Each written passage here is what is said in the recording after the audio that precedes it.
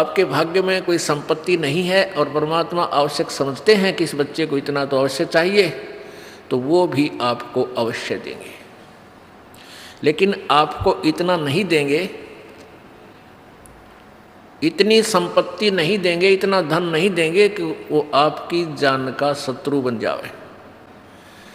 आपको कथा सुनाई थी कि एक नरसी नाम के एक मेहता सेठ थे। उसके पास इतनी संपत्ति थी कि राजा ने उसको हुंडी देने का अधिकार दे रखा था। हुंडी का अर्थ होता है जैसे बैंक होते हैं ना, बैंक, और बैंक में ड्राफ्ट बनवाए जाते हैं, तो ड्राफ्ट के पैसे जमा करा दो उस बैंक में, वो बैंक आपको कागज़ बना कर दे देगा, आपको दूसरे बैंक में उस ड्राफ्ट के पैसे मिल जाएंगे। तो इतना सेठ था वो, पैसे वाला था कि उसकी हुंडी चलती थी, वो ड्राफ्ट बनाता था। जैसे दूर देश में व्यापारी जाते थे, वो पैसा नहीं ले जा सकते थे, रास्ते में कोई चोर लुटेरे डाकू लूट लिया करते थे, वो केवल कागज ले जाते थे। वो परमात्मा ने देखा कि वो कंजूस। एक और ख़ास बात है, जितना जिसके पास धन ज़्यादा होता चला जाएगा वो उतना ही कंजूस हो जाएगा, वो दान नहीं कर सकता। और दान करेगा तो लोग दिखावा, दुनिया में दिखाने की खातिर थोड़ा बहुत किधर भंडारा भंडूरा कर दिया, किधर मंदिर में दे दिए 20-30 हज़ार, वो बाढ़ में जाएंगे। क्यों? वो कहते हैं गुरु बिन माला फेरते, गुरु बिन देते दान, और गुरु बिन दोनों निष्फल हैं, चाहे पूछो वेद पुराण। तो कहने का भाव ये है कि परमात्मा ने उस नरसी जी के जो गले में वो झाड़ था, उसका दुश्मन था वो माया, वो सारी माया का दान करवाया। और उस प्यारी आत्मा ने अपना सारा हिसाब लगा लिया और समर्पण कर दिया परमात्मा पे। अब फिर परमात्मा का रोल शुरू हो जाता है। जब उसकी दोती का ब्याह हुआ, पुत्र था नहीं, एक पुत्री थी, उसकी शादी कर दी थी, और उसके बाद भी धन जोड़न की हवस उसके अंदर समाप्त नहीं हुई। तब परमात्मा ने उसकी वहाँ से वो कोड निकलवाया, वो माया खत्म करवाई परमात्मा ने। और पुण्यात्मा, हम अनजान हैं, हम केवल माया मांगने आते हैं भगवान से। पुण्यात्मा, आप केवल एक का चीज़ मांगो भगवान से कि साईं इतना दीजिए जिसमें कुटुंब समावे, हम भी भूखे ना रहे, अतिथि ना भूखा जावे। इसमें सारा कुछ आ गया। कुटुंब सुमान का मतलब है रिक्वायरमेंट ऑफ द फैमिली, परिवार की आवश्यकताएं पूर्ण हो, और कोई अतिथि आ जाए तो वो भूखा ना रहे हमारे दर पे, और हम भी भूखे ना सोएं। ये सब कुछ आ गया इसमें। हम अधिक मांगते हैं तो हम भक्त नहीं, हम कति नालायक आदमी हैं, हमारे छीट भी नहीं लगी है उस मालिक के ज्ञान की। तो धीरे धीरे ये ज्ञान हो जाएगा। तो धर्मदा उस नरसी जी ने परमात्मा का आदेश मान कर, और वो सारा कोड जो दुनिया को लूट लूट के और धन जोड़ रखा था, सारा भंडारे में ला दिया, धन उसका धर्म में लगा दिया। उसके बाद दोती का जब ब्याह हुआ, ये सर्वविदित है कि परमात्मा ने आके पैसों की वर्षा कर दी उस नगरी के अंदर, और बहुत सा धन लाकर उसको दे दिया। तो ये तो परमात्मा ये दिखाना चाहते हैं कि कल्पे कारण कौन है, कल्पे कारण कौन है, कल्पे कारण क्या भवे, कर सेवा निकाम, और मन इच्छा फल देऊंगा जो पड़े मेरे ते काम। अब जैसे आप जा रहे हो, एक्सीडेंट हो गया और वहाँ आपको बचा दिया, वहाँ धनी का काम था, वहाँ ना राष्ट्रपति बचा सकता, चाहे आपका पिता भी क्यों ना हो, ना मुख्यमंत्री बचा सकता, ना कोई भी नहीं बचा सकता, ना तेरी माया बचा सकती, धन नहीं बचा सकता, वहाँ परमात्मा बचा सकता, वहाँ धनी का रोल है। कल्पे कारण कौन है, कर सेवा निकाम, कि बगैर किसी मनोकामना के तो पूजा कर मालिक की, और मन इच्छा फल देवेगा जब पड़े धनी ते काम धनी, तो वहाँ धनी का काम होता है। हम परमात्मा के विधान को, परमात्मा की परिभाषा को भूल चुके हैं, इसलिए हम स्वयं ही माया जोड़ जोड़ कर दुनिया ने लूट लाट के 2 के 20 बना के हम सेठ बनना चाहते हैं। 7 जन्म नहीं बन सकते, ये भूल है आपका। अब ऐसी ऐसी दुर्घटनाएं हमारे सामने होती हैं। परमात्मा क्या बताते हैं, राम नाम कड़वा लगे, राम नाम कड़वा लगे, ये मीठे लगे दाम, दुविधा में दोनों गए भाई, माया मिली ना राम। पुणात्मा, वैसे तो हमारे जीवन में बहुत सी घटनाएं घटती हैं और वो याद नहीं रहती इतनी। जब हम सत्संग सुनते हैं, विचार सुनते हैं, परमात्मा का विधान पढ़ते हैं, फिर वो सारी हमारे सामने घूमने लग जाती हैं। एक समय ये दास पंजाब के अंदर दूसरे संडे को सत्संग करने जाता था। दूसरे रविवार को तलवंडी भाई एक कस्बा है छोटा सा, वहाँ हमारे पूज्य गुरुदेव जी अधिकतर रहते थे। उनकी सतलोक गवन के उपरांत यह दास कुछ दिन वहाँ सत्संग करने जाया करता दूसरे रविवार को।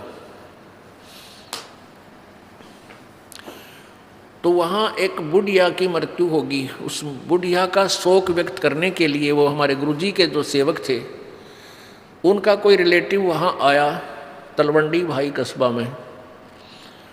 जैसे शुक्रवार को आया, शनिवार को वो जाने लगा शाम ने 2 बजे के बाद।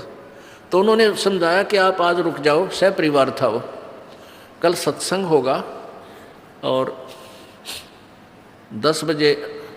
9 बजे सत्संग शुरू होता है, 2 घंटे सत्संग होगा, 11 बजे फ्री हो जाओगे, फिर चले जाना, सत्संग सुनो। आपने सत्संग, वो कहता हमने सुन रखे हैं सत्संग, हम भी भक्ति करते हैं। तुम्हारे भक्तों ने कहा परमेश्वर कि तुमने सत्संग बहुत सुने होंगे, पर ये सत्संग भी सुनकर देखो एक बार। तो उसने क्या कहा कि वहाँ मेरी एक पार्टी आवेगी जिससे मैंने अनुबंध करना है, उसके साथ मेरा एक कंप्रोमाइज वो होना है, कंट्रैक्ट होना है, कोई सौदा करना है, और उसमें मुझे 5 लाख रुपए का बेनिफिट होगा। 5 तो कम से कम है। तो उस आने वाली पार्टी की तैयारी करवानी है वहाँ जाकर। यानी कब आएंगे कि कल रविवार को आएंगे वो 2-3 बजे शाम को। तो हमारे भक्तों ने उसके रिश्तेदारों ने, तलवंडी भाई वालों ने कहा कि 11 बजे फ्री हो जाओगे और यहाँ से 3 घंटे का रास्ता है चंडीगढ़ का, तुम पहुँच जाओगे, फिर कर लियो। कहने लगा नहीं आपको नहीं मालूम मेरे बिजनेस का, मेरे पास समय नहीं है, फिर देखूँगा। वो वहाँ से चल पड़ा, शाम को 4 बजे ही चला। तो अम्बाला के पास आकर के उसका एक्सीडेंट हो गया। मारुति कार में थे पूरा परिवार, 4 सदस्य, लड़का लड़की, वो दोनों पति पत्नी। एक बजरी का भरा हुआ ट्रक खड़ा था, उसका जैक ला रखा था, पिछले दोनों पहिए काट रखे थे और रात का अंधेरा सा हो गया था। उसने वो मारुति कार फुल स्पीड थे और उस ट्रक के नीचे जा घुसी और झटका लगने तो वो जैक हट गया। वो पूरा लोडी ट्रक बजरी का भरा हुआ उस कार पर, पहले तो झटके इतनी स्पीड में ऊँहे मर ले आदमी, फिर रही कई कसर वो ऊपर पड़ गया। तीनों का जाम कर दिए, चारों खत्म हो गए। अब उन्होंने फिर हम जब सत्संग करने गए, जब बताई वह दर्द भरी कथा, तब याद आती है, रह करे भगवान, अब सर पर धर ले, चाट ले उस 5 लाख रुपया के बेनिफिट ने, आग लाई से धन के आप भी ना रहे। और जब मालिक की शरण में ये कहे तो मान जाते, सुन जाते, हो सकता है उनकी वह बला टल जाती। राम नाम कड़वा लागे, मीठे लागे दाम, और दुविधा में दोनों गया, माया मिली ना राम। और आगे की होगा इनके संग में, फिर पीछे तू पसवा की जय दीजे गद्दा बैल बनाई, ये 56 भोग कहाँ मन बोरे की तकुरड़ी चुरने जाई। अब तो मनुष्य शरीर है, जब चाहे खाना खा ले, लड्डू खावे, जलेबी खावे, सेब संतरे खा ला। और फिर भगवान की भक्ति ना करने से, देखो भक्ति तो और भी कर रहे हैं लेकिन वो शास्त्र विरुद्ध है, उसका भी यूज कति नहीं, कोई लाभ नहीं। सत्य भक्ति पूर्ण संत से लेकर भक्ति करने से ही लाभ होता है। तो आगे फिर जो कष्ट इनके ऊपर आएगा वो पहाड़ से भी दुख भारी होगा।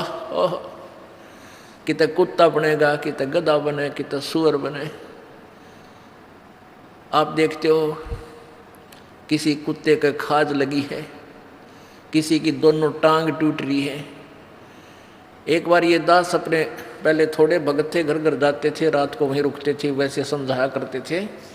रोहतक के अंदर ये दास अपने भगत के यहाँ रुका हुआ था। सुबह वक्त से उठकर मैं सैर सपट्टे को निकल गया। उस शहर के अंदर ही खाली प्लाट पड़े थे, वहाँ सड़क सी बना रखी थी, कॉलोनी काट रखी थी। सड़क पर घूमने के लिए गया तो वहाँ मैंने निशान देखे, जैसे 2 निशान ऐसे रेत के अंदर सड़क के साथ साथ निशान से पड़ते जा रहे थे कंटिन्यूसली। तो मैंने पहले मेरे ध्यान में आया, सोचा कि भाई ये क्या, किस चीज़ के निशान हो सकते हैं। ये सोचता सोचता चल भी रहा था, उधर देख भी रहा था। आगे थोड़ी देर चलते क्या देखा कि एक कुत्ता जिसकी ढूढ़ी डगरी यानी पिछला हिस्से को पैरालाइसिस हो रहा, बैक साइड को, और अगले अगले पैरों से चल रहा है और पीछे वाले पैरों को ऐसे घिसराता हुआ घिसरते चल रहे हैं। और मुझे निकट देखकर रोने लग गया, चिल्लाने लग गया, चा चा। वो किसी ने लठ मार दिया उसके, और लठ मारने से उसकी सांकड़ी निकल गई पिछली, वो हड्डियाँ टूट गई। अब उसने सोचा ये मारेगा मेरे, क्या क्या। मैं तो और थोड़ी दूर से निकल कर नीचे कर दे, उससे दूर गया और मुखार तरह कर। तो पुण्यात्माओं अब याद आती हैं, क्योंकि पहले तो हम भी आंटी पा के अंडा थे, बेरा नहीं था कि बिजली गिरेगी। अब को दुखी प्राणी दिखाई देता है, कालजा धक धक करने लग जाता है। ये भगवान, या दुर्गति मारी भी तैयार थी अगर आपकी रजा ना होती अपने दास पे। तो पुण्यात्माओं अब आप बालक नहीं रहोगे। पहले तो बालक थे, अनजान बच्चे थे, ना जाने के जुल्म कर देते थे, हम कर सकते थे भाई। जैसे दारू पीवे हैं, मांस खावे हैं, बकरा काट दिया है तेरा, इसी से बड़ा जुल्म और क्या होगा। गऊ काट देते हैं। तो ये जुल्म हम से डरते नहीं थे, अब डर लगने लगा कि ये पाप है, अपराध है। तो क्या बताते हैं कि वो जो पैसा तो रहा नहीं, जो जोड़ जोड़ कर दुनिया लूट लूट कर दरिया था, और आगे क्या बनेगी। अब परसों चौथे समाचार पत्र में आया है कि यहाँ हिसार के अंदर एक आई हॉस्पिटल था, उसका डॉक्टर अपने बच्चे को एडमिशन दिलाने के लिए जा रहा था या आ रहा था। तीन थे एक कार में, तीनों मर गए एक्सीडेंट में, पत्नी, वो और उसका बेटा। पुण्यात्माओं, हम डरते नहीं, हमारा भय नहीं होता। क्यों नहीं होता? क्योंकि हमने ये याद नहीं कि हमारी भी ऐसी कभी ना कभी टिकट कटेगी। और डर होगा जब हम ज्ञान से परिचित हो जाएंगे, परमात्मा के विधान से। अब उस प्राणी ने जो भी, कोई भी, हम भी इसी स्थिति में समझो। अब उसने बहुत बढ़िया हॉस्पिटल बना रखा था, खूब धंधा कर रहा था, और आज वो पैसा भी ना रखे थे, बहुत अच्छा हॉस्पिटल चल रहा था उसका, वेल नोन था वो। तो कहने का भाव ये है कि हम सबके साथ न्याय बनेगी, ना जाने कब बिजली गिर जाएगी। जो नहीं मरे वो इन्होंने सोचा हम मरा को नहीं बे, हमारी नंबर नहीं आवे। क्या वो डॉक्टर साहब ये सोच कर गए थे हम मरांगे राम है? वह भी न सोच कर गए थे कि बच्चे के एडमिशन करा के आएंगे, फिर आकर अपना हॉस्पिटल संभालेंगे। अब कौन संभालेगा भगवान जाने। किसी और नहीं मजाएंगे, कि तो पशु बनेंगे, पक्षी बनेंगे, वह माया रहेगी जो कि तुम। परमात्मा हमें याद दिलाते हैं, आजा बंदे शरण राम की, फिर पाछे पछतावेगा भाई। आजा बंदे फिर पाछे पछतावेगा भाई। आजा बंदे शरण राम की फिर पाछ पछतावेगा भाई। आजा बंदे शरण राम की फिर पाछे पछतावेगा। बाड़ू की बीत पवन का खंबा कब लग खैर मनावेगा। बाड़ू की बीत पवन का खंबा कब लग खैर मनावेगा। आजम तेरे घट न घेर तू राम कहने ना पावेगा। आजम तेरे घट न घेर तू राम कहन ना पावेगा भाई। आजा बंदे आजा बंदे शरण राम की फिर पाछे पछतावेगा भाई। आजा बंदे शरण राम की फिर पाछे पछतावेगा। काल बलि तेरे सिर पर बैठा बोझा पकड़ ले जावेगा। काल बलि तेरे सिर पर बैठा बोझा पकड़ ले जावेगा। मात पिता तेरा कुटुंब कबीला सारा खड़ा लखावेगा।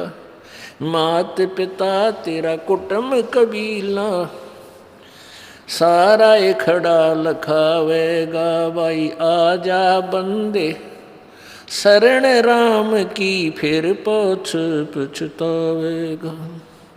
धर्म राय तेरा लेखा लेगा वहाँ क्या बात बनावेगा।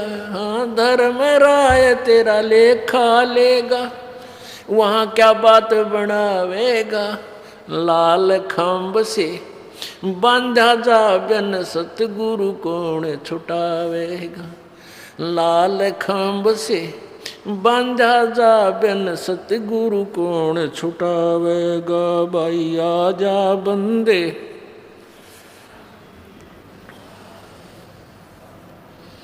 हाँ भाई आजा बंदे शरण राम की फिर पाछे पछतावेगा। दिया लिया तेरे संग चलेगा ये धरा ढक्या रह जावेगा। दिया लिया तेरे संग चलेगा दरा ढक्या रह जावेगा। कह कबीर सुनो भाई साधो करनी के फल पावेगा। कह कबीर सुनो भाई साधो करनी के फल पावेगा भाई। आजा बंदे शरण राम की फिर पाछे पछतावेगा भाई। आजा बंदे शरण राम की फिर पाछे पछतावेगा। सत साहिब। अब इसमें ये बताना चाहा कि आजा बंदे शरण राम की और नहीं तो फिर पाछे पछतावेगा। और फिर क्या बताते हैं कि बालू की भीत पवन का खंबा। बालू की भीत दीवार जैसे बालू रेत है उसको क्या करते हैं थोड़ा सा भेकर गीला करके गार सी बना के और थोड़ी बना लेते हैं ऐसी डोल सी। तो वो इतनी कच्ची होती है इतनी अस्थाई होती है कि कोई पशु लात मार दे तो गिर जा। हवा तेज चल पड़ी तो स्कोरिंग होकर उस उड़ जा। वर्षा आ गई तो वो वर्षा से ही वो सारा खत्म हो जाए। कहते हैं तुम्हारा शरीर ऐसा है ये बालू की भीत जैसा है ना जाने किस कारण से और कित बिजली गिर जा कहाँ ये नष्ट हो जाए। परमात्मा याद दिलाते हैं भाई कहाँ जन्मे कहाँ जन्मे और पाले पोसे खूब लड़ाए लाडे ना बेरा इस देह के कहाँ खंडेंगे हाड। कहाँ तो हम अपने माता पिता के प्रिय थे उन्होंने हमें पाला पोसा प्यार दिया ना जाने काल कित मारेगा। कबीर कहाँ गर्भियो ये काल गह करकेश ना बेरा कित मारेगा यो क्या घर क्या परदेश। अब यहाँ हमने निर्णय करना है, आजा बंदे शरण राम की। अब कौन से राम की शरण ग्रहण करें जो हमारे ऊपर ऐसी आने वाली प्रारब्ध की, किस्मत की, पाप कर्मों की बला को टाल दे। वो कौन सा राम है? अपने आत्माओं, ये तो गीत दुनिया गाती थी, भगवान कबीर साहब की वाणी लेकर सब पंथों में यही गुण गाए जाते हैं। क्योंकि किसी भी संत की, किसी भी पंथ की आप उनकी द्वारा लिखी पुस्तक या उनके द्वारा दिए गए प्रवचनों की सीडी सुनकर देख लेना, उनका कोई भी प्रवचन कबीर परमेश्वर की वाणी से खाली नहीं होगा। उनकी वाणी अवश्य उन्होंने ले रखी है, लेकिन उनका आधार नहीं, उनको ज्ञान नहीं ये वाणी क्या समझाना चाहती है। वो उसका उल्टा अर्थ लगा के अपनी इस परमात्मा की प्यारी आत्माओं को गुमराह किए बैठे हैं। उसके विषय में परमेश्वर क्या बताते हैं? गरीबदास साहिब जी को जब ज्ञान हुआ कबीर जी द्वारा दिए गए इस अध्यात्म ज्ञान से, तो क्या बताते हैं? बेखों के लश्कर फिरें, ये बाणी चोर कठोर, और सतगुरु धाम न पहुंचेंगे ये 84 के ढोर। बेखों के यानी पंथों के, कितने नर नर पंथ, इनके लश्कर लंबे लंबे पूरे टोल के टोल धक्के खाते आंडे। और ये वाणी चोर कठोर, वाणी चुरा रहे हैं कबीर भगवान की, एक आने का ज्ञान नहीं, माड़ी बात पे कट मरना तैयार हो जाए कठोर, और मानते नहीं सच्चाई को। ये परमात्मा कबीर जी के लोक में, उस अविनाशी लोक में नहीं जा सकते। ये 84 के ढोर, ये 84 लाख योनियों में धक्के खाते रहेंगे, यहाँ ये पशु पक्षियों की योनियों को प्राप्त करेंगे। तो अब हमने कौन से राम की शरण ग्रहण करनी है, वो निर्णय दिया जाएगा। पुण्यात्माओं कहते हैं, संत सन में आने से आई टले बला, और जय मस्तक में सूली होवा काटे में टल जा।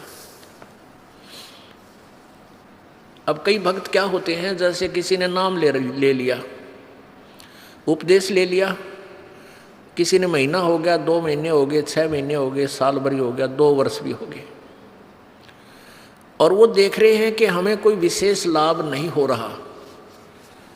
अब विशेष लाभ क्या होता है उनके दृष्टिकोण में? वो विशेष लाभ कैसे देखते हैं कि 1-2 साल के अंदर ही हमारे पास अच्छी गाड़ी हो, क्योंकि महाराज जी के दूसरे भक्तों के पास ऐसी सुविधाएं हैं।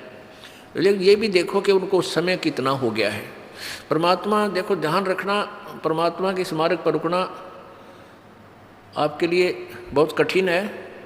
कठिन इसलिए है कि आपको ज्ञान नहीं, और समाज वो ज़्यादा है जो अज्ञान से परिपूर्ण है, वो संत और भक्त भी बहुत गणे हैं जो अज्ञान से परिपूर्ण हैं। तो इस पर रुकने के लिए आपने रह कर सत्संग सुनना पड़ेगा। सत्संग से आपको ना जाने कौन सी बात ऐसी, कौन सी गोली यानी गोली मीन टैबलेट औषधि, कौन सी औषधि और जख्म पैदा लगा ठीक कर दे। अब जैसे परमात्मा कहते हैं, धीरे धीरे रे मना धीरे सब कुछ हो, माली सींचे सोगड़ा ऋतुआएं फलो। एक आम का पौधा लगाया है, आज आपने आम का बीज दिया, 15-20 दिन में तो उसका अंकुर फूटेगा, फिर धीरे धीरे बड़ा होगा, उसकी सिंचाई करते रहो। कहते हैं एक आम के पेड़ को परिपक्व करने के लिए सैकड़ों घड़े पानी डालता है माली, तब जाकर वो पेड़ बनता है। और जब पेड़ बन जाता है, समय आने पर ही उसको फल लगेगा। तो ऐसे ही आपने ये राम नाम का बीज, वो सत भक्ति आम का पौधा यानी सच्चा नाम रूपी ये मंत्र प्राप्त हुआ है। इसके विषय में आप समझ लीजिए कि धीरे धीरे रे मना धीरे सब कुछ हो, और माली सींचे सोगड़ा फल ऋतुआएं फल हो। इतना विश्वास रखना इस मालिक पर, क्योंकि इस दास का बहुत ही, इस परमात्मा का के विषय में बहुत ही अच्छा अनुभव है, और कोई उद्देश्य नहीं आपको मिसगाइड करने का, केवल सच्ची सच्ची बताने का मेरा फर्ज है। एक भी बात में फर्क नहीं पाओगा, लेकिन समय लगेगा आपके लिए वो सिद्ध होने में। अब एक समय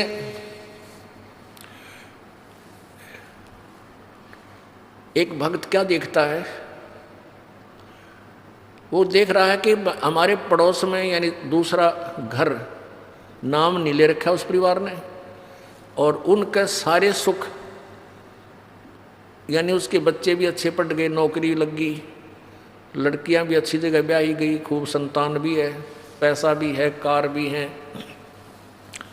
और वो भक्त ने नाम भी ले रखा है, और 1 वर्ष 2 वर्ष 3 वर्ष हो भी चुके हैं।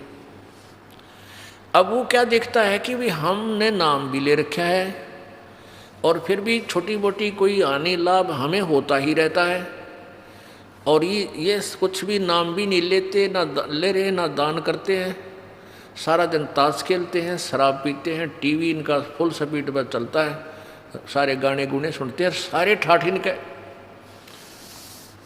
पुण्यात्माओं, अब जैसे जिनके पिछले जो संस्कार हैं, पुण्य हैं, पिछले जन्म में कभी उन्होंने अच्छे कर्म किए हुए, शुभ कर्म किए हैं, वो परमात्मा ने उनके प्रारब्ध में लिख दिए। अब वो उस जीवन में सारे ही प्राप्त करेंगे, और उनको वो किसी तरह बर्बाद करो, चाहे कुछ भी, चाहे डाके मारो, चोरी करो, लूटो खसोटो, शराब पियो, कितनी बकवाद करो, उनका पिछला जब तक पुण्य चलेगा तब तक उनको कोई आपत्ति नहीं आएगी। और जब वो पुण्य समाप्त हो जाएगा तो वो बैटरी डिस्चार्ज होएगी उनकी, और ऐसी होएगी कि याद रखेंगे। हमने बहुत से ऐसे घर देखे जो कति 1 नंबर पर दिखा करते, आज उनका सर्वनाश हो गया। कारण यही था कि उन्होंने आगे उस पिछले पुण्य चल रहे थे। जैसे एक बैटरी होती है इन्वर्टर की बैटरी को चार्ज कर दिया गया, चार्जर भी हटा दिया और फिर भी वो काम कर रही है, बल्ब भी जला रही है, पंखे भी चला रही है, लेकिन जब वो उसका अक्षमता समाप्त हो जाएगी एकदम सर्व लाभ बंद हो जाएंगे। अब वो भक्त जो ये देख रहा है कि मैं भक्ति भी कर रहा हूँ और फिर भी मेरे ऊपर कुछ ना कुछ ठूठा होती रहती है, तो पुण्यात्माओं, उस जो पड़ोसी को तू देख रहा था उसके पिछले पुण्य हैं और तेरे पिछले पुण्य नहीं है, और तेरे ऊपर वरदान समझो कि तेरे ऊपर आपत्ति आई और आपने परमात्मा की चाह बनी। और दुर्भाग्य उन आज झूठे सुख में सुखी उन प्राणियों का जो पिछले पुण्य से वो सुखी महसूस होते हैं, वो भगवान की चाह नहीं कर रहे, उनका दुर्भाग्य है। आपके लिए आपके लिए जो है वरदान बन गया आपका दुख, कि उस दुख के कारण आपने परमात्मा की खोज करनी शुरू की और आपको रास्ता मिल गया। अब आपने चार्जर लगा दिया, आपकी पिछले जन्म की बैटरी चार्ज नहीं थी, वो पुण्य नहीं थे, अब आपने ये नाम रूपी चार्जर गुरुजी से उपदेश लेकर ये दोबारा कनेक्शन जोड़ दिया, वो चार्जर लग गया, आपकी बैटरी चार्ज होनी प्रारंभ होगी और उनकी डिस्चार्ज हो रही है। फिर देखना कुछ समय के बाद देखना दोनों का डिफरेंस क्या होगा। वो तो सर्वनाश को प्राप्त होंगे, तेरे घर में न्यारी बरकत होंगी, दुनिया देखा करेगी। ओहो, इतना सुख, ऐसी सुविधाएं। एक भक्त सत्संग में जा रहा था, परमेश्वर कबीर जी रह कराते रहते हैं रूपांतर करके समय समय पर, और भक्ति की स्थिति को बनाए रखते हैं। और काल ये चाहता है कि भक्त नास्तिक, सभी मानव नास्तिक हो जाएं, इनको ऐसा उल्टा ज्ञान दिवा दूं, ये साधना करें, इनसे कुछ लाभ मिले नहीं, और ये भूल जाए भगवान को। क्योंकि जो आस्तिक हैं वो भगवान की चाह में कहीं ना कहीं भटकते रहते हैं, और उनको भटकने वालों को परमात्मा किसी ना किसी तरीके से अपनी शरण में ग्रहण कर ही लेता है। इसलिए परमात्मा रह कराते हैं कबीर जी, और कहीं गुप्त रूप से कोई साधु संत का रूप धारण करके किसी नगरी में 10-5 वर्ष रह गए, किसी में 2 वर्ष रह गए, तो उनको बहुत सा लाभ दे जाते हैं और भगवान की स्थिति को पुनः स्थापित कर जाते हैं। तो कबीर परमेश्वर जी का एक, अब हम संत कहेंगे, वो थे मालिक ही, क्योंकि प्रारब्ध में परिवर्तन कबीर जी के अतिरिक्त कोई कर ही नहीं सकता, या उसका कोई कृपा पात्र संत वो परमात्मा ही भेजता है। तो ऐसे एक परमेश्वर कबीर जी के सत्संग में एक भगत जाया करता था, उसकी पत्नी ने उपदेश नहीं ले रखा था, वह विरोध करती थी। वो अन्य पूजाएं ही किया करती थी। उसकी पत्नी ने बताया था, उसकी पत्नी इन ज्योतिष वालों पर बड़ा विश्वास रखती थी। वो अपने पति की जन्म पत्री को लेकर एक ज्योतिषी के पास गई, भविष्यवक्ता के पास। उसने उसकी जन्म पत्री देखकर बताया कि तेरे पति की आयु इतने वर्ष है। उसने बहुत जंतर मंत्र भी करवाए कि मेरे पति की आयु बढ़ जाए, ये हो जाए। अब क्या था, अब वो चिंतित होगी कि भी मेरे पति की आयु इतनी है, और वो अपने पति को कहती कि तू ऐसे कर, वहाँ मेरे उसके पास चल, आप पर आपत्ति आने वाली है। वो कहने लगा मैं नहीं जा सकता कहीं भी, मुझे ज्ञान ऐसा प्राप्त हो गया, मेरे गुरुदेव के अतिरिक्त मेरी आपत्ति को आओ भी गी तो टालनिया नहीं। उसने ये ना बताई कि तेरी मृत्यु होगी, कदे चिंतित हो जावे, और आप दुखी रहा करती थी। अब उस ज्योतिष जिसने ये बताया था, उसने सारे जंतर मंत्र कर लिए, लेकिन कोई परिवर्तन उससे नहीं हुआ। उसने कहा कि बहन अब मेरे बस से बाहर की बात है, तेरे पति की रक्षा करना। वो एक पुण्य आत्मा था।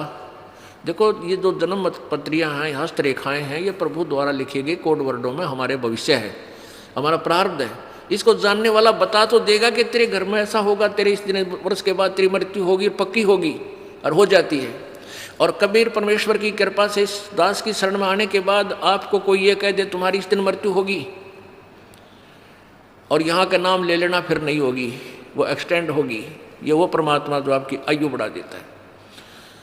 तो वो भक्त सत्संग में जा रहा था। जब वो सत्संग में जा रहा था तो रास्ते में उसी गांव का, नगर का एक व्यक्ति मिल गया। वो शराबी कबाबी आदमी, और वो सिनेमा देखने जा रहा था दूसरे उसी शहर में जिसमें वो सत्संग के लिए जा रहा था। पहले पैदल जाया करते थे, साधन नहीं थे, तो दोनों मिल गए, वहाँ हम सफ़र हो गए। एक दूसरे ने पूछा तुम कहाँ जा रहा है, वो कहने लगा मैं सत्संग में जा रहा हूँ। दूसरा बोला तू कहाँ से, पूछा तो कहाँ जा रहा है, मैं सिनेमा देखने जा रहा हूँ, और वहाँ शहर से शराब लाऊंगा, और वहाँ घूटी ला के फिर फिल्म देख के फिर आऊँगा। तो उस भगत से वो कहने लगा, वो शराबी के क्या रखा है तेरे सत्संग में, कुछ ना रखा वहाँ पर, ये तो मूर्ख बना रखे हो तुम इन संतों ने। आजा, खान पीन की उम्र है, आज चल मेरे साथ सिनेमा देखेंगे, फिल्म देखेंगे, घूटी लावांगे, होटल में रोटी खावांगे। भक्त ने बोला बस भाई हम तो सत्संग में जाएंगे। काफ़ी बात चलती रही, कहता रहा कुछ ना दे रहा भाई, देख हमारे ठाठ देख ले, और कुछ ये सब बकवादे हैं, ये उम्र कौन सी भक्ति करने की है, तो जवान पड़ा है, बुढ़ापे में देख लिए। पर वो नहीं माना भक्त। तो उधर चलते चलते वो रास्ते में उन्होंने पेशाब करने की इच्छा होगी दोनों को। एक राइट साइड में रास्ते से पेशाब करने चलेगा, एक लेफ्ट साइड में। जो शराबी कबाबी था वो पेशाब करने गया, तो वहाँ क्या देखा, उसने देखा कि वर्षा हो चुकी थी। वर्षा के बाद कुछ मिट्टी हट के एक मटका था घड़ा छोटा सा, और उसमें देखा झांक के हाथ हटा हटू का मिट्टी, तो उसमें सोने की ईंटें मिली। छोटी छोटी ईंटें होती थी, 100 ग्राम की सोने की ईंटें। पहले छोटी ईंटें होती थी, वो 4-5 मिल गई उसने। यानी 4-5 का मतलब आधा किलो सोना, किलो आधा किलो सोना। आज तो बहुत महंगा है, उस समय सस्ता होते हुए भी कीमत बहुत थी उसकी। वो वापस आया जो लफंडर था, और उधर से भगत आया। भगत ने कहने लगा देख भाई आप तो रोज़ भक्ति करते हो, सत्संग में जाता है, और मैं कद्य भक्ति नहीं करता, ना भगवान भजता, सारा दिन मौज मस्ती मारता हूँ। देख मेरे को ये 4-5 सोने की ईंटें मिली, आजा दिखाऊंगा कहाँ मिली। वो देखा वहाँ पर वो मटका की इसमें मिली। अब काल तो पूरा जाल डाला है अपने भगत पे, परमात्मा के भगत पे किसी तरह भक्ति छोड़ दे। फिर वो कहने लगा देख ले तो मान जा निकम्मे, आजा मेरी गेला गुटी छुटी लावांगे, चाल सैर सपट्टे करांगे। उस भगत के दिल में थोड़ा सा कच्चापनता आ गया, थोड़ा सा। और वो चलते चलते क्या था, चल रहे थे और रास्ते में उसके पैर में कांटा लग गया। ये बातें क्योंकि उसका ध्यान बट गया थोड़ा सा, वो कांटा लग गया और कांटा लाग के अंदर ही टूट गया। अब उसने सोची, वो कह रहा देख अब क्या करी रक्षा तेरे गुरु जी ने, यू कांटा भी लग गया तेरे। कहने का भाव है कि काल ने अपने पूरी जाल डाला, लेकिन वो भक्त 10 से मछलियाँ उसने सोचा भाई गुरु जी से आज या फाइनल बात पूछूंगा मैं, या तो बहुत उल्ट से बात होगी भाई मैं भक्ति भी कर रहा हूँ, आप पर समर्पण भी हूँ, और मेरे ऊपर मैं घर में कोई बरकत सी भी ना दिखती, और ये सारे उल्टे काम कर रहे, देख ने सोना भी मिल गया निकम्मे ने, और भाई सारे ठाठ कर रहा। तो ये मन में सोच के गुरु जी के पास आ गया। अब गुरु जी ने पूछा बेटा क्या बात है, बहुत उदास नजर आ रहा है। वो कहने लगा गुरुदेव वैसे तो आपके दास को आपके ज्ञान में कोई त्रुटि नज़र नहीं आती, हो सकता है मुझ दास में कोई त्रुटि हो जिस कारण से मैं आपसे लाभ प्राप्त नहीं कर पा रहा प्रभु। वो सारी कहानी बताई कि परमात्मा एक नंबर का निकम्मा आदमी हमारे गाँव का है, दारू वो पीवा बकवाद सारी करे, फिल्म देखा, वो मैंने रास्ते में मिल गया, और उसको रास्ते में एक सोने की 4-5 ईंटें मिली, आधा किलो सोना, और मेरे पैर में कांटा लग गया। उसने मुझे बहुत डगमग करने की चेष्टा की, गुरुदेव हम भी जीव हैं, मेरे भी मन में थोड़ा सा खोट पैदा हो गया, मुझ पापी पर रक्षा दया करो दाता, ये क्या कारण है। तब उसने बताया बेटा आज तेरी मृत्यु होनी थी, आज के बाद तेरा जीवन नहीं था, और वो निकम्मा अपना पिछली बैटरी चार्ज कर रहा था, वो अभी खर्च रहा है, बर्बाद कर रहा है, उसके पास भविष्य में कुछ नहीं होगा बेटा, तेरी उम्र बढ़ गई, तेरे आज फाइनल तेरी फैसला था। आज कहते हैं द्वार धनी के पड़ा रहे, धक्के धनी के खा, और 100 काल जखजोल ही पर द्वार छोड़ नहीं जा। आज जब तू डगमग हो जाता, तेरी शाम पूरी नहीं होती, तू खत्म हो जाना था। आज तू पड़ा रहा, सच्चे दिल से लगा रहा, तो तू बच गया। अब वो अपने गुरु जी की एक बात पर विश्वास किया करता था। वापस आ गया करने, काटा कूटा वहाँ कटवा दिया, भगता निकाल दिया। अपनी पत्नी से आके कहने लगा कि आज मेरे गुरुदेव ने ये बताया कि आज मेरी मृत्यु होनी थी, और गुरु जी की भक्ति से, उसके नाम से, उनके आशीर्वाद से आज मेरा जीवन बच गया। उसकी पत्नी ने उसी समय उसको कहा कि सचमुच तेरे गुरु जी पूर्ण परमात्मा है। यो जन्म पत्री ले रही थी, कहने लगी मैंने दिखाई थी एक जन्म पत्री कि इस वर्ष में तेरी मृत्यु थी, और मैंने सारे जंतर मंत्र करवा लिए थे। उस मेरे जिसके पास मैं जाती थी उसने लास्ट में हाथ खड़ा कर दिया था कि मेरे बस की बात नहीं तेरे पति को बचाने की, और मैं बहुत चिंतित थी, रोया करती भगवान पड़कर भगवान के आगे। तो उसकी पत्नी ने भी उपदेश लिया, और वो बालक का फिर उन बच्चों का पूर्व अच्छा जीवन रहा, काफ़ी लंबी आयु उसको प्राप्त हुई। तो इस प्रकार हमने अपने परमात्मा के ज्ञान पर ये विश्वास रखना पड़ेगा। इसमें थोड़ा धीरज धैर्य की आवश्यकता है, जल्दी नहीं मचावे। तो अब हमने सबसे पहले ये देखना है कि वो कौन परमात्मा प्रभु है जो हमारे प्रारब्ध के कर्म को नाश कर सकता है। वो पूर्ण ब्रह्म है, परम अक्षर ब्रह्म है। बहुत से ऐसे प्रमाण आपको मिलेंगे कि प्राणी जब दुखी हो जाता है वो संतों की तलाश करता है, उनसे फिर जाकर वो जंतर मंतर करवाता है। वो पहले तो उपदेश देते हैं, गुरु लोग कहते हैं ये नाम जप, ऐसे पूजा कर दे, ऐसे प्रसाद बांट दे, ऐसा कर दे, तुम्हारे पितर रुष्ट हो रहे हैं उनके 500 कपड़े रख दो। उसके बावजूद भी उनको कोई लाभ नहीं हो रहा, तो फिर वो संत क्या कह देते हैं कि भी ये तो तेरे प्रारब्ध में लिखा हुआ कष्ट है, तेने भोगना ही पड़ेगा। प्रारब्ध में जो लिखा गया है पाप, वो कर्म नाश नहीं होता। अब वो पुण्यात्मा जो दुखी था, वहाँ सुख की आशा लेकर गया था, वहाँ से उसको लाभ नहीं मिला। और ये जवाब मिल गया 2 वर्ष 3 वर्ष के बाद, फिर वो दूसरे संत के पास जाता है। दूसरे संत के पास भी उसकी यही क्रिया शुरू होती है, ऐसा कर दे, वैसा कर दे, ऐसा कर दे, नो बोल दे, ये जाप कर ले, इतना जाप ये कर ले, और फिर भी लाभ नहीं होता। फिर वो तीसरे के पास जाता है, फिर चौथे के पास जाता है, और अंत में नास्तिक हो जाता है। अब नास्तिकता क्यों पनप गई हमारे समाज में? क्योंकि परमात्मा कबीर जी ने जब प्रथम बार सतयुग में इस काल के लोक में आए थे, उस समय इस काल से वार्ता हुई थी। तो काल ने क्या कहा था? काल ने जब देखा, इस काल भगवान ने जब देखा परमात्मा वहां खड़े थे उन जीवों के पास जहां तपस्या के ऊपर भूने जा रहे थे, तो परमेश्वर कबीर देव जी ने अपने पुत्र जोगजीत का रूप बना रखा था। तो इस काल भगवान ने सोचा ये मेरा भाई है जोगजीत, और यो मेरे लोक में क्यों आया? इसने वहाँ से तो मुझे निकाल दिया था, 21 ब्रह्मांडों समेत सतलोक से मुझे बाहर फेंक दिया था। मैंने बहुत हाथ जोड़े थे, प्रार्थना की थी, इसने सुनी नहीं मेरी। तो काल भगवान एकदम भयंकर रूप धारण करके ये काल ज्योति निरंजन ब्रह्म और जोगजीत से कहने लगा कि जोगजीत आज तू मेरे लोक में क्यों आ गया?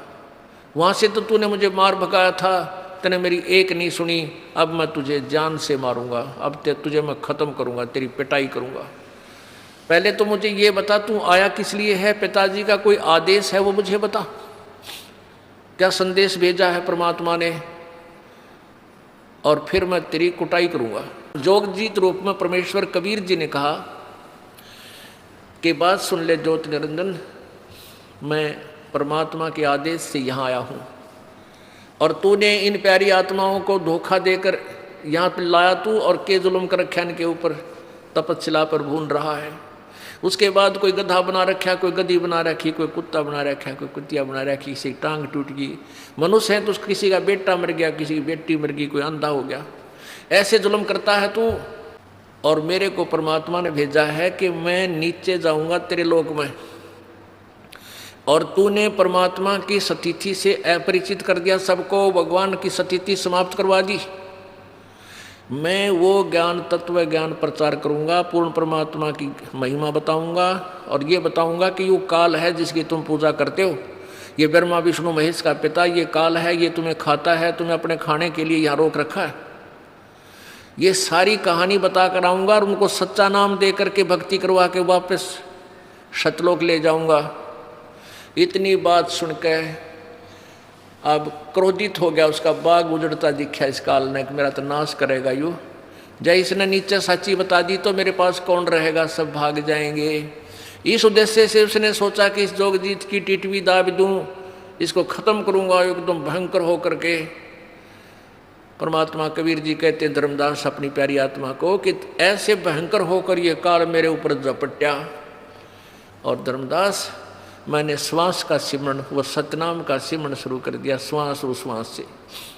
अब पुण्यात्माओं परमात्मा ने ना तो श्वास के सिमरण की जरूरत थी, और काल उसका क्या बिगाड़ सकता है, लेकिन वो हमें याद दिलाते हैं ये रिहर्सल करके, प्रैक्टिकल करके, कि जब भी आपके ऊपर कोई आपत्ति आवे किसी भी प्रकार की, आप इस सच्चे नाम का, सतनाम का, श्वास वाले मंत्र का जाप शुरू कर देना। चाहे आपने कोई राक्षस दिखाई दे, कोई भयंकर कोई प्राणी आपके पीछे लग जाए या कोई हानि पहुंचाने की चेष्टा करे, आप करके देखना। तो परमात्मा हमें याद दिलाते हैं कि आप ऐसे करना किसी आपत्ति के समय।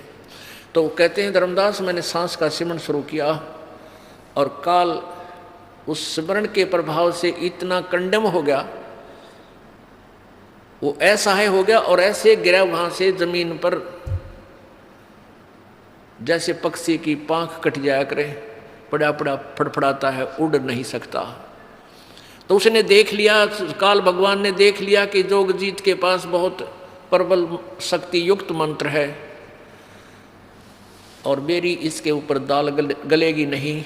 तो चापलूसी का तरीका अपनाया, पैर पकड़ दिए, घिसड़ पिसड़ के नीचे आके जोगजीत के दोनों पैर पकड़ दिए। बोले, कहने लगा तू मेरा बड़ा भाई, मैं तेरा छोटा भाई।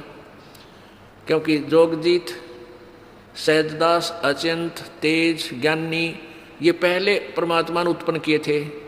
अचिंत के बाद फिर अक्षर पुरुष उस अचिंत ने किया, उत्पन्न किया, और ज्योति निरंजन को परमात्मा ने बाद में उत्पन्न किया, इसलिए छोटा है सबसे, 17वां है ये। तो उसने कहा कि तू मेरा बड़ा भाई, काल बोलता है जोगजीत को, मैं तेरा छोटा भाई। और छोटे बच्चे तो उत्पात करते हैं और बड़े अक्षमा किया करते हैं, आप मुझे बालक नादान समझकर माफ़ कर दो। मैंने गलती से आपके साथ ढिठाई कर दी, और पैर पकड़ कर रोने लग गया। परमात्मा बोले ठीक है, मैंने माफ़ कर दिया।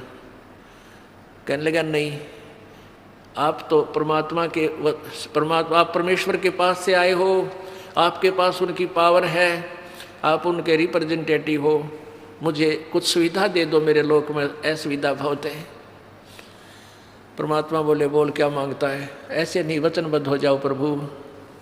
प्रभु जोगजीत रूप में परमेश्वर कबीर जी बोले ठीक है भाई, मैं हो गया, वचनबद्ध हो गया। बोल क्या मांगता है? कि 3 युगों में जीव थोड़े ले जाना, सतयुग त्रेता द्वापर में थोड़े जीवों को पार करना, और चौथे युग कलयुग में आप जो कितने ले जाना, इतनी दया कर दो, ये वरदान मुझे दे दो। परमात्मा बोले भाई तथास्तु, ठीक है, सतयुग त्रेता द्वापर में मैं बहुत कम जीवों को ले जाऊंगा, और कलयुग में अब तेरा वचन है ये, फिर मत जाना कदे बकवाद करे फिर गढ़ूतन है। कलयुग में फिर अपने जीवों को मैं कितने ले जाऊं? हाँ जी, पर एक और करना, जो आपके ज्ञान को सुनकर आप उस ज्ञान आधार से आपके साथ लगे आपके, और हमारे ज्ञान से हमारे पास रहें, उनके साथ आप बाई फोर्स ना ले जाना, अपना ज्ञान समझा के ले जाना। आपके ज्ञान को मान के आपके साथ लगे, उन्हीं को ले जाना, और जो आपका ज्ञान स्वीकार ना करें, जबरदस्ती ना करियो भगवान।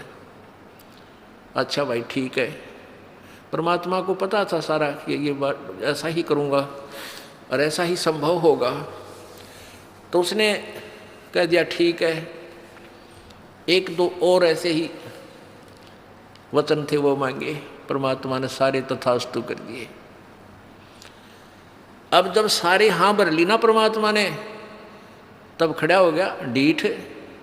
जैसे इस भस्मागिरी ने पहले तो पूजा करे था भगवान शंकर की, और उल्टा नीचे सर ऊपर पैर करके, जब भगवान शंकर ने वचनबद्ध होकर भस्म कड़ा दे दिया, जब ने बोला ओले शंकर होशियारी तो न देखूंगा, शंकर जी को मारने के लिए उसके पीछे पड़ लिया। अरे तेरी पत्नी ना अपनी पत्नी बनाऊंगा, तुझे खत्म करूंगा, बोल शंकर की जय। अब शंकर आगे आ गया, शंकर जी भागे आगे, पीछे पीछे चला। तो यहाँ ऐसा है, अब शंकर जी तो उससे डर के बाज लिए, अब परमात्मा वहाँ खड़े हैं, उसका बकल तार दिया काल का, वहाँ गिर गया चक्कर खा के। तो फिर परमात्मा से उसने कहा, खड़ा हो गया एकदम, अगजा जोगजीत, बेशक नीचे के लोकों में चले जाना, और जब कलयुग आवेगा ना, कलयुग, उस समय इन सभी प्राणियों को उल्टी, वैसे तो सतयुग से ही शुरू कर दूंगा, इनको उल्टा ज्ञान देना, उल्टे यानी शास्त्र विरुद्ध साधना पर आरूढ़ कर दूंगा, और देवल मंदिर पूजा, देवी देवताओं की पूजा पर आरूढ़ कर दूंगा, और कलयुग के अंदर तो ऐसा कर दूंगा इस प्राणी को, ये भक्ति के योग नहीं रहेगा। अब आप देख रहे हो कितने विकार भर गए हमारे अंदर, बीड़ी, शराब, मांस, तम्बाकू, दुनिया भर के। अब धर्म जो न्यारे बने थे, अलग अलग धर्म बने, हिंदू धर्म बना, मुसलमान ईसाई धर्म बना, मुसलमान धर्म बना, सिख धर्म बना। ये धर्म धार्मिकता के आधार पर हुए थे कि पुराने वाले धर्मों में त्रुटि आई तो दूसरे धर्म अलग से, जैसे सब बुराइयों से हटाकर वो अलग से स्वच्छ समाज तैयार किए गए थे।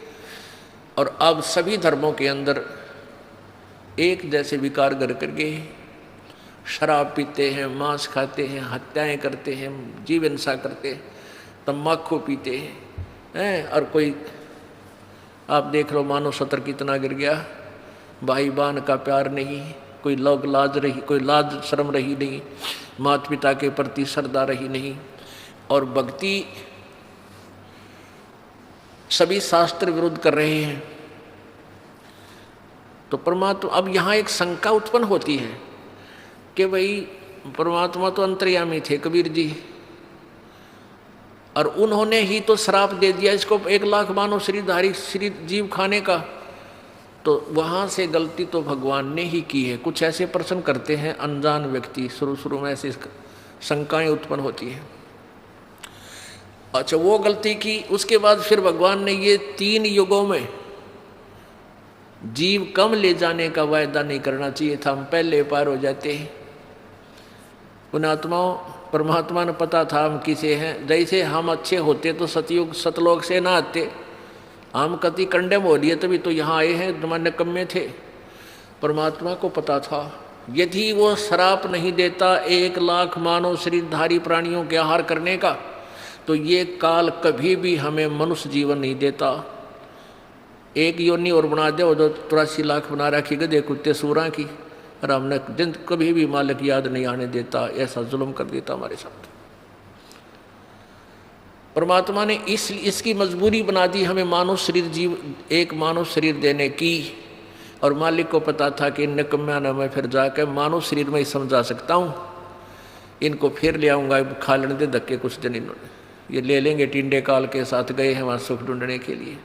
हम उस सतलोक को छोड़कर जहाँ सर्व सुख हमारे पास न ठोकरों में पड़े थे, सारी सुविधाएं थी, कोई मृत्यु नहीं थी, कोई बुढ़ापा नहीं था, और यहाँ आकर हमने के बड़ा ये पहाड़ से भारा दुख परचेज कर लिया, मोल ले लिया। और दूसरा ये था कि 3 युगों में इसलिए परमात्मा ने अलाउड कर दिया क्योंकि 3 युगों में वो पुण्यकर्मी प्राणियों को जन्म देता है, ये जो पिछले जन्म जन्मांतर के शुभकर्मी प्राणी होते हैं। और वो शास्त्र विरुद्ध साधना करते हैं। शास्त्र विरुद्ध साधना करते करते भी उनकी लंबी आयु, सारा सुख, शरीर मजबूत, स्वस्थ शरीर। और उसमें वो एक विधान है, ऐसे पुण्यकर्मी प्राणियों का सतयुग में जन्म होता है कि पिता से पहले पुत्र नहीं मरेगा, ना पुत्र नहीं मरेगा पिता से पहले, और स्त्री विधवा नहीं होती, यानी स्त्री पहले मरती है और पति बाद में मरते हैं। ऐसे अच्छे वहाँ उस समय नियम होते हैं।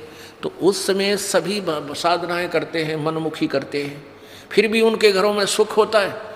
तो वो परमात्मा कबीर जी आते रहते हैं 4 युगों में, लेकिन वो कतई नहीं सुनते भगवान की, उल्टा विवाद करते हैं। 4 युगों का इतिहास है, आप इस पर पढ़ सकते हो, आध्यात्मिक ज्ञान गंगा में इस दास ने पूरी विस्तार से भर रखा है। ऐसे ही त्रेता युग के अंदर भी प्राणी ज़्यादा दुखी नहीं होते, उनके पुण्य कर्मों से उनको समय समय पर लाभ मिलता रहता है। तो ये सोचते हैं कि हम जो पूजा करें इसी से हमें लाभ मिला। और द्वापर युग में भी ये प्राणी इतने कष्ट में नहीं होते।